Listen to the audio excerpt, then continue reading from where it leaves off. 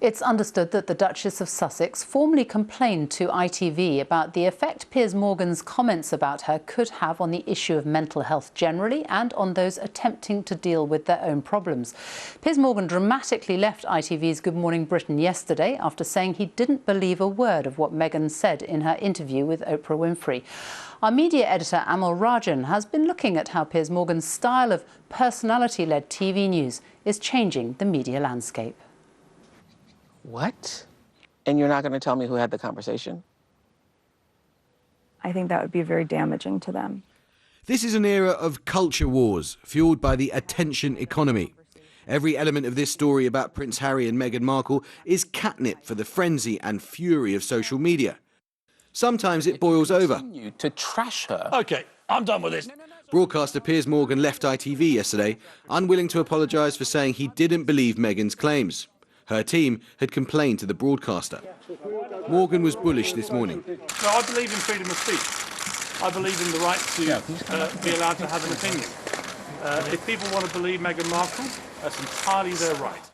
Into this heady brew, Britain is about to launch a new experiment partly inspired by America.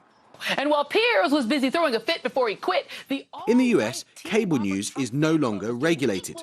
It prioritises personality and opinion in primetime slots, from the liberal MSNBC to the right-wing Fox News. Britain still has a broadcast regulator, Ofcom, but is moving in the same direction.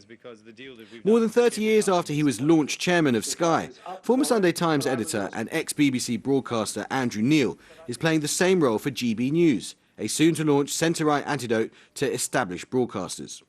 Here he is earlier in the week. Will we be different from the existing networks? Yes, because they all do the same thing. So what's the point of doing what they do? Will we come at stories a different way? Yes. Will we give voices to people outside the metropolitan consensus? Yes. Do we have any interest in Fox News? No. Disinformation? No. Conspiracy theories? No. Oh, man alive, why would you... GB News will exploit the subtle but significant distinction between impartiality within programmes and balance across a network that the likes of radio station LBC have navigated. In an age of superabundant information, our attention becomes the most precious resource. And the momentum within our news culture is with those who can best grab that attention.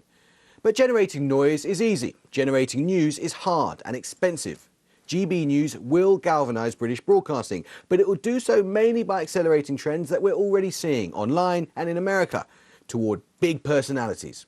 America got rid of its requirement that journalists in broadcasting represent all views fairly, and we see what has happened there as a result.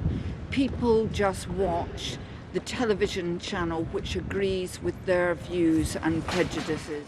Once upon a time, the news was the star. In the new world, it's the stars who will be the news. Amal Rajan, BBC News. The time is